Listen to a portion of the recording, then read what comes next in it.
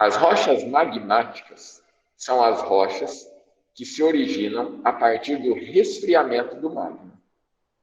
Quando esse resfriamento acontece no interior da superfície terrestre, nós chamamos elas de rochas magmáticas intrusivas. Quando esse resfriamento acontece fora do interior, né, na superfície terrestre, por exemplo, quando um vulcão entra em erupção, nós chamamos de rochas magmáticas extrusivas. Tudo bem? Então, essa é a definição de rochas magmáticas. Tá? Intrusivas e extrusivas. O segundo grupo de rochas são chamadas de rochas metamórficas. O que são as rochas metamórficas? Elas são originadas das transformações das rochas sedimentares e magmáticas pré-existentes. Como assim? Imagina que uma rocha magmática, por exemplo, um granito, ele sofre um aumento de pressão e de temperatura. Imagina que esse granito está em algum lugar na superfície terrestre e há um aumento de pressão, é pressionado. Nesse aumento de pressão, aumenta a temperatura. Então, a estrutura física e a estrutura química dessa rocha, ela vai sofrer uma alteração por causa desse aumento de pressão e de temperatura. E aí ela vai se transformar. E o granito se transforma em uma outra rocha. Que tipo de rocha? Como é que a gente chama? Chama de rocha metamórfica. No caso do granito, se ele sofre aumento de pressão e temperatura, ele se transforma numa rocha chamada gneiss. Então, o granito, né, uma rocha, se transforma em outra. Então, é isso que é a rocha metamórfica. Pensa, metamórfica, vem de metamorfose. E o último grupo de rocha são as rochas sedimentares.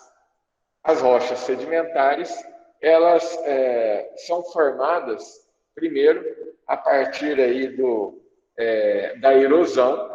Você tem o processo erosivo, que forma os sedimentos.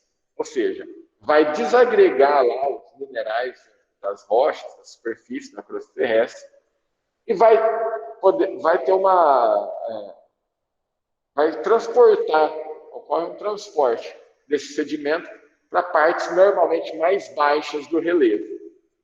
E esses sedimentos vão ser compactados. E quando ele se compacta bastante, ele se compacta ao ponto de se transformar numa rocha, uma rocha sedimentar. Tá? Então, olha só, as rochas sedimentares são fundamentalmente de origem externa, ou seja, ela se forma dentro de um vulcão ou no interior da superfície terrestre? Não.